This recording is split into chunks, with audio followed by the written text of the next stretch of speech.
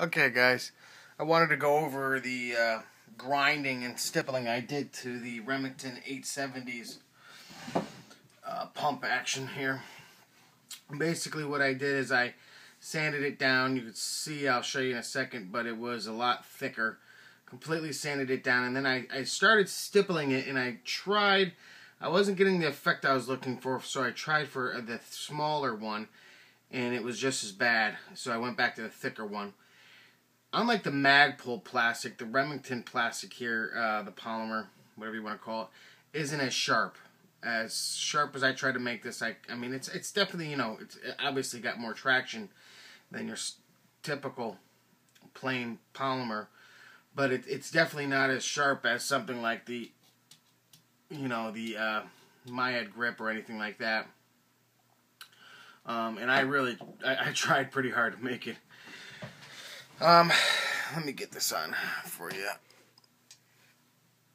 Oh, this is difficult with my back.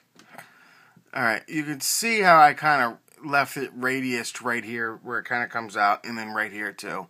It's still radiused, but I did sand it down, thin it up. I mean, there's tons of plastic still. This is a very, very thick pump. I mean, very thick. And I basically did it throughout the whole thing. It does add in a little traction. I might be going with the Magpul Mo on this. I might be going for the buttstock too. I'm not too sure. I've talked to a few of you, and I have discussed my dislike of the ATI folding stock for this. The uncomfortable feeling that it gives. It is very jagged, sharp, and very uncomfortable when it hits you in the shoulder. Then again, I was thinking of something like the Mesa Tactical, the high mount adjustable buttstock adapter. We will see. I'm not too worried about it right now. This is kind of secondary. This will probably stay like this for over a year, just because my main concern is getting firearms that I really want to make sure I have before there's any type of issue or something like that. Not that I'm a fearmonger and I want to promote that there's going to be an assault weapons ban. I just want to make sure that I have everything that I could possibly want prior to said ban. But as I was saying, it basically just ground it down. The sanding was the hardest part. The sanding took forever. It took 2 sanding wheels with my Dremel. And once I got it down, I left it flared out, and then I just stippled it.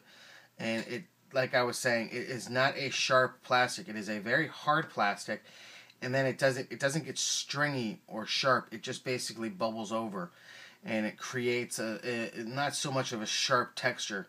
Granted, what will happen here is basically these crevices will fill in with your mud, blood, guts, gore, whatever, and they will help with a little bit of traction having these raved surfaces. But with the way this is, with it being with it having a lack of sharpness, I'm worried it might be like a tire in snow, where you might just get basically a layer of shit over it, and then it's really not going to matter traction wise. Like I said, I'll probably be replacing this with the Mo, and then I know how that Magpul polymer does with stippling, and I'll stipple it that way. One thing I was thinking of doing was adding a piece of rail, I think it was to the other side, and then having a switch right here so I could run a flashlight directly off this. But we will see. Alright guys, that was my Remington 870. Basically did the stippling to this. I previously did the stippling to the pistol grip, and I have that video.